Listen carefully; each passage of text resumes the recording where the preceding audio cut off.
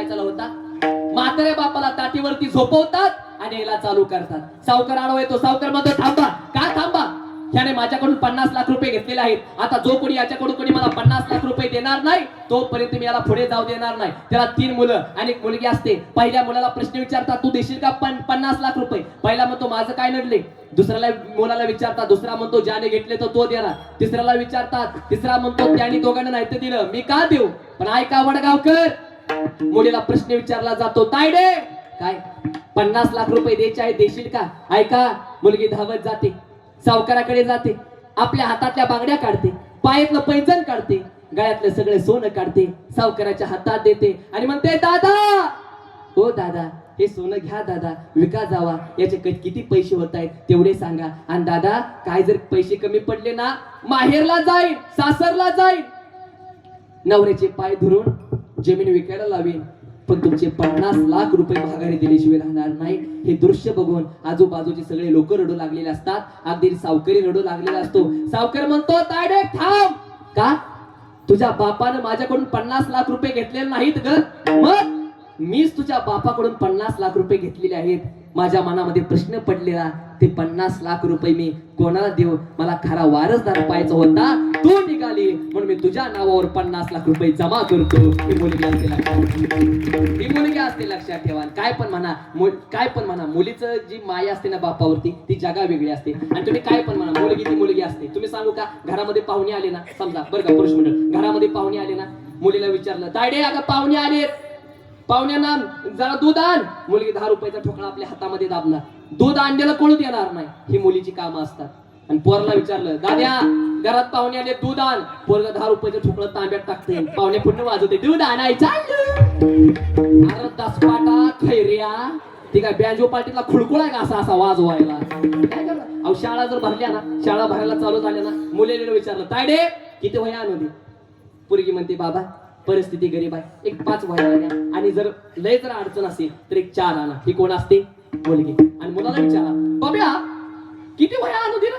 बाबा आणा 20-22 का, शाळा पेटवायची आहे? म्हणजे याचा अर्थ असा नाही की पोरं श्रेष्ठ नाही, ती पोरं पण श्रेष्ठ आहे ती, पण एक आई वडिलांवरती जीव जर कोण लावत असते ना, तर ती म्हणजे मुलगी असते. आणि खरं सांगू का महिला मंडळ, ऐका ना, मावशी आजी ऐका माझं वाक्य, वेळ कमी आपल्याकडे. महिला मंडळ, तुम्ही 50 वर्षाचे असू द्या आणि तुमची बिचारी म्हातारी आई 80 वर्षाची असू द्या, पण महिला मंडळ, ज्या वेळेस तुम्ही माहेरवरून सासरला जाताना, तुमची 80 वर्षाची माई तुमच्या पिशवीमध्ये काही ना काहीतरी देणार बघा. वांग देईल, ऐका ना, बटाटा देईल, कारले देईल, नसेल काहीतरी, पण 100 रुपयाची चुरगाळील का होईना पण नोट देणार. आणि ऐका ना आजी, ज्या दिवशी तुमची माहेर मधली जर माय निघून गेली ना, तर तुमची पिशवी हे कायमची मोकळी झाल्याशिवाय हात नसते. ही गोष्ट लक्षात ठेवा. आईचं प्रेम ते आईचं प्रेम असते. पुरुष मंडळ, अरे रात्री 1:30 वाजता तुम्ही घरी जावा, तुमच्या पावलाच्या आवाजावरून जी उठते ना, तिला आई असं म्हणतात. पण दरवाजा वाजवला तरी उठत नाही, तिला पत्नी असं म्हणतात. दरवाजा उघडला एकच प्रश्न विचारते, बाळा अरे काय खाल्लं का? तिला आई असं म्हणतात. पण दरवाजा उघडला एकच प्रश्न विचारते, अहो किती कमावलं? तिला पत्नी असं म्हणतात. पुरुष मंडळी, तुम्ही प्रयोग करणार घरी गेल्यावर, एक काम करा, पत्नीच्या रुमालानं तोंड पुसा आणि आईच्या पदरानं तोंड पुसा. पत्नीच्या रुमालानं तोंड पुसा. पत्नी म्हणेल, अहो पुसू नका माझ्या रुमालानं तोंड. का? तुमच्या तोंडानं माझा रुमाल घाण होईल. पण आईच्या पदरानं तोंड पुसा. आई म्हणेल, लेका पुसू नको रे माझ्या पदरानं तोंड. का? माझ्या पदरानं तुझं तोंड घाण होईल. एवढं प्रेम जे करते ना दादा, तिला आई असं म्हणतात. हे गोष्ट लक्षात ठेवा. पुरुष मंडळ ऐका, नशिबानं चाल तुम्ही, जर तुमची आई जिवंत असेल. एकदा आई निघून गेली ना, बाळा जेवला का असं विचारणारे कोण नसते. लक्षात ठेवा. सांगू, डोळे मिटून जी प्रेम करते तिला पत्नी असं म्हणतात. डोळे वटारून जी प्रेम करते तिला मैत्रीण असं म्हणतात. डोळे मिटेपर्यंत जी प्रेम करते दादा, तिला आई असं म्हणतात. पण डोळ्यात प्रेम न दाखवता जो प्रेम करतो ना दादा, त्याला बाप असं म्हणतात. ही गोष्ट लक्षात ठेवा. बापाचं ते प्रेम ते बापाचं प्रेम असतं. काय असतं बापाचं प्रेम? नीट ऐका महिला मंडळ, पुरुष मंडळ, तुम्हाला नाही माझं सगळं कीर्तन कळालं तरी चालेल, पण ती गोष्ट लक्षात ठेवा. काय असतं बापाचं प्रेम? अरे 2 वेळच्या जेवणाची जी काळजी घेते दादा त्याला आई असं म्हणतात, पण आयुष्यभरच्या जेवणाची जो काळजी घेतो ना दादा त्याला बाप असं म्हणतात. गावभर पेढ वाटणारी आई प्रत्येकाच्या लक्षात राहते. मुलगा नोकरीला लागला म्हणून गावभर पेढ वाटणारी आई प्रत्येकाच्या लक्षात राहते, पण मुलाला नोकरी लावण्यासाठी 10-12 लाख रुपये डोनेशन भरणारा बाप मात्र कोणाच्या लक्षात राहत नसतो. अरे ऐका दादा, जीवनामध्ये बाप फक्त 2 वेळेस कळत असतो. पहिल्यांदा आपण कुणाचा तरी बाप होतो तेव्हा, आणि दुसऱ्यांदा आपला बाप ह्या जगाचा निरोप घेतो तेव्हा. ह्या 2 वेळेस कळतं की दादा बाप कोण असतो, काय असतं बापाचं प्रेम. अरे बापाचं बनेल फाटलं ना, फाटलेलं बनेल बाप गाठीनं बांधणार, पण मुलाला मात्र 4-5 हजाराचे चांगले कपडे घेऊन देणार. आजारी पडला बाप दवाखान्याला नाही जाणार, स्वतःचं दुखणं स्वतःच्या अंगावरती काढणार, पण मुलाला मात्र शिक्षणाला 1 रुपया सुद्धा कमी पडू नाही देणार. तो बाप असतो. पुरुष मंडळ ऐका, नशिबवान आजचाल तुम्ही जर तुमचा बाप जिवंत असेल आणि बापाचा फोन आला ना, पाया पुढे सांगेन कट कधी करत जाऊ नका, उचलत जावा. कारण बापाचा फोन कोणाला पण येत नसतो. ज्याचा बाप जिवंत आहे ना त्यालाच तो फोन येत असतो. बाप कधी कळतो, हरी हरी माझ्या डोळ्यातली आसव, माझ्या डोळ्यातली आसव कुणी मायेनं पुसताना, माझ्या डोळ्यातली आसव कुणी मायेनं पुसताना. उरी होत कालात दोया गोष्ट बापाची सांगताना, उरी होत कालात दोया गोष्ट बापाची सांगताना. त्याच्या फाटक्या सदऱ्याला कशी ठिकाणा सोडलेली, उभ्या आयुष्याला त्यानं कशी कातर लावलेली. मला कसच होत या, मला कसच होत या कुणी बाबा म्हणताना, मला कसच होत या कुणी बाबा म्हणताना. उरी होत काढतो या गोष्ट बापाची सांगताना. बाप कोण असतो नीट ऐका. तुळशीला घातलेलं पाणी, सत्याला दिलेली देणगी, साधू संतांची केलेली सेवा, वारकऱ्याची केलेली सेवा आणि आई बापाची केलेली सेवा जगामध्ये कधी वाया जात नसते. ही गोष्ट लक्षात ठेवा. विठाला विठाला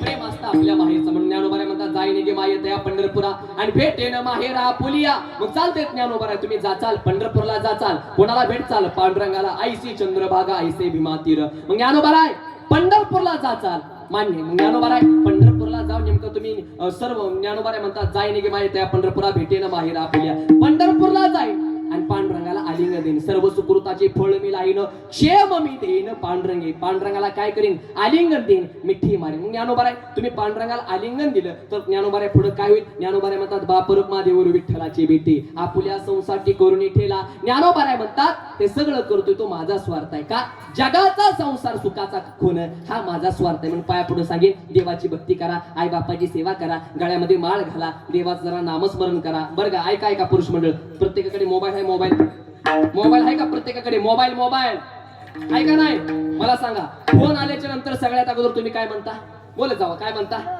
हॅलो म्हणता. नियम बदलाय पुरुष मंडळ. तिथनं पुढे फोन आला हॅलो नाही म्हणायचं, रामकृष्णारी म्हणायचं. काय म्हणायचं?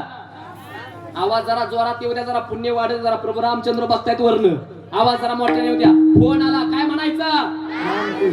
हा. आणि कुणाचा जरी फोन आला तर काय म्हणायचं? रामकृष्णारी. मित्राचा फोन आला काय म्हणायचं? मोठ्यानं बोला. काय काय म्हणायचं? रामकृष्णारी. भावाचा फोन आला काय म्हणायचं? म्हणा रामकृष्णारी म्हणायचं. कंपनीच्या बाईचा फोन आला काय म्हणायचं? रामकृष्णारी. कंपनीच्या बाईला म्हणायचं. ती बाई म्हणली सर आपकी जिओ की ऑफर रामकृष्ण हरी. सर आपका एअरटेल का बॅलन्स रामकृष्ण हरी. आणि ती बाय रामकृष्ण हरी म्हणली तर ठीक, नाहीतर तुझी स्कीम तिकडं चुलीत पेटो, काढी लाव, आम्हाला काय सांगू नको. मग साडे रामकृष्ण हरी म्हणायचं. म्हणणार का? एकदा मोठ्याने म्हणा रामकृष्ण हरी. पाठीमाग आवाज येऊ द्या जरा, रामकृष्ण हरी. शाळेने रामकृष्णारी म्हणायचं. महिला मंडळ शेजारच्या घरामध्ये जर चुगल्या जर लावायच्या असतील तर रामकृष्णारी म्हणून लाव, म्हणजे चांगल्या पेटतीला चुगल्या. तशा काय नाही, पण सगळ्यांनी रामकृष्णारी म्हणायचं. अहो हे देवाला आवडतं. आवडे देवासी तो ऐका प्रकार, आणि नामाचा उच्चार रात्रंदिवस. आणि पुढं काय आवडतं? तुळशी माळ गळा, गोपीचंदन टिळा, आणि हृदयी कळवळा वैष्णवांचा. गळ्यामध्ये माळ घाला. माळ इथं बसलेल्यापैकी कोणाच्या गळ्यामध्ये पवित्र तुळशीची माळ आहे? तिने बोट वर करा बघ. माळ आहे त्या नाही त्या गळ्यात टाळकरी. ऐका ऐका, हात खाली घ्या, नीट ऐका. अरे तुम्ही तुमच्या गळ्यामध्ये सोन्याची माळ घातली तर चोराचं तुमच्यावरती लक्ष राहील, आणि तुम्ही तुमच्या गळ्यामध्ये तुळशीची माळ घातली तर जगाच्या बापाचं पांडुरंगाचं तुमच्यावरती लक्ष राहील. काय म्हणायचं एवढे सांगा. म्हणून गळ्यामध्ये माळ घाला. कलेक्टरनं जी आर काढला बरं का, एक कमी करा. कलेक्टरनं जी आर काढला, ज्याच्या गळ्यामध्ये माळ आहे येईल त्या 10 तारखेला त्याला 50,000 रुपये मिळणार आहेत. किती हजार रुपये? 50,000 रुपये. किती तारखेला? 10 तारखेला. सगळं जा पंढरपूरला घाल माळ, जा पंढरपूरला घाल माळ. जी नास्तिक लोक होती ना ती देव मानत नव्हती, तिने त्याच्या मायच्या दांड्यासारख्या टिप्परे माऱ्याच्या माळा घातल्या. का बर?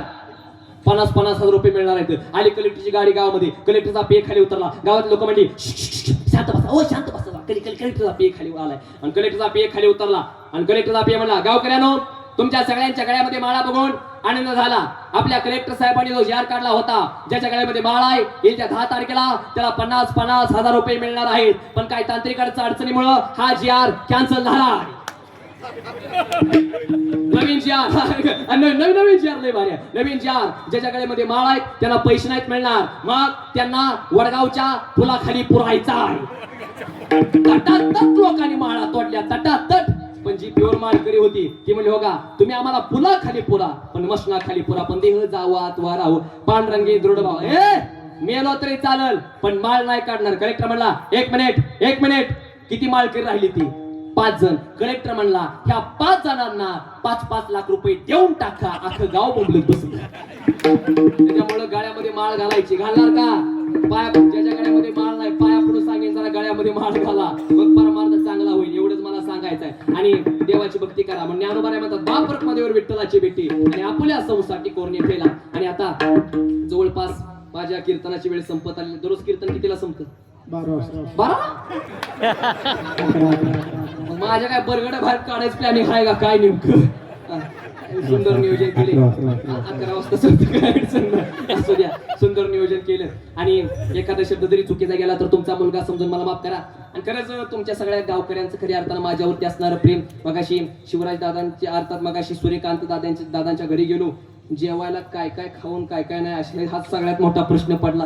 एकदम पंचपक्वानाचं पदार्थ म्हणजे तुमच्या सगळ्यांचं प्रेम आहे. आणि खरं तर अर्थात पांडुरंगाच्या आशीर्वादानं तुमच्या गावामध्ये सलग 3ऱ्या वर्षी खऱ्या अर्थाने येण्याचा योग आला. हे फक्त आणि फक्त प्रभू रामचंद्राची कृपा आहे, ही गोष्ट लक्षात ठेवा. आणि पहिल्या वर्षी तर मला लक्षात आलं की पहिल्या वर्षी ज्या वेळेस आता मी तसं बघायला गेलं हे माझं 3रं वर्ष आहे.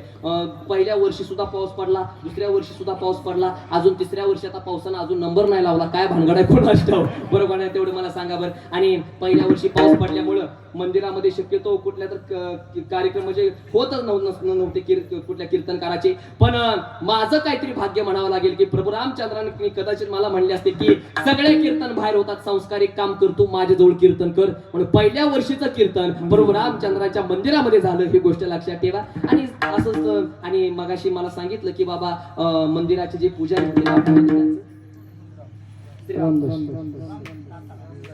श्रीराम रामदास सेवा, ते पुजारी होते, ते अखंड मला वाटतं की अखंड भगवंताची सेवा करायची. पण इथं आलेल्या मला सांगितलं की शिवराज दादानी की बाबा ते आता म्हणजे त्यांना वैकुंठवास झालेला आहे, असू द्या काय अडचण नाही, ते कुठं पण असतील जाता जात देवाची प्रार्थना करतोय. देवा पांडुरंगा आमचे महाराज कुठं पण असतील तर आमच्या महाराजांना तू तुझ्या चरणाशी जागा दे, एवढीच पांडुरंगा चरणी प्रार्थना करतो, ही गोष्ट लक्षात ठेवा.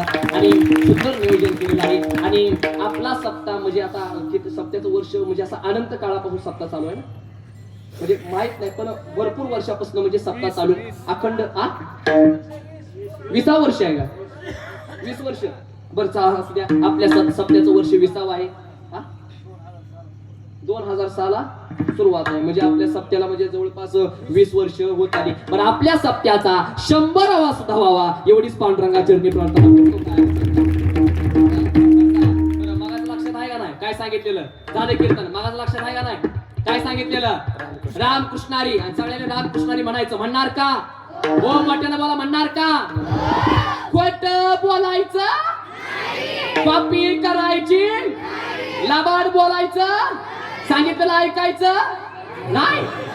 काय करू नका, माझ्या बोरखडा व्हाय पडल्या. आणि तुमच्या सगळ्यांच्या आशीर्वादाने संपूर्ण महाराष्ट्रामध्ये फिरतोय. महाराष्ट्रामध्ये असा एक जिल्हा राहिला नाही की त्या जिल्ह्यामध्ये माझं कीर्तन झालं नाही. काल 2 कीर्तन होती, आज इथं कीर्तन आहे, उद्या लगी पुण्याला कीर्तन आहे, परवा दिवशी परत 2 कार्यक्रम आहेत. महिन्याला कधी कधी 14 15 हजार किलोमीटरचा प्रवास होतोय. आणि जरी तुम्हाला माझं कीर्तन युट्यूबला ऐकायचं असेल, संस्कार महाराज खंडाळे असं नाव सर्च करा, किंवा आमच्या माऊली महाराजांचा चॅनल आहे संगीत कला प्रेमी, लाखो सबस्क्रायबर खरे असतात आमच्या माऊली महाराजांचे, किंवा युट्यूबवरती जावा महाराजांचं नाव सर्च करा, तिथं कीर्तन बघायला मिळेल. आणि सगळ्यांनी आमच्या दादांच्या चॅनलला लाईक करा, फॉलो करा, सबस्क्राईब करा, शेअर करा, कमेंट करा, आणि हो ते घंटीचं बटन दाबायला अजिबात विसरू नका, जेणेकरून नवनवीन प्रकारचे ताजे मसालेदार व्हिडिओ तुम्हाला बघायला मिळतील. बाकी काय सुद्धा नाही. बरं झाले माझं कीर्तन, पण जाता जाता मी एकच वाक्य बोलतो आणि कीर्तन थांबवतोय. झाले माझं कीर्तन, पण मी पुन्हा येईन, मी पुन्हा येईन, मी पुन्हा येईन. जमलं नाही ना? हो जमलं नाही ना? आता जमलं. आता ऐका, अध्यक्ष महोदय, मी पुन्हा येईन, मी पुन्हा येईन, मी पुन्हा येईन.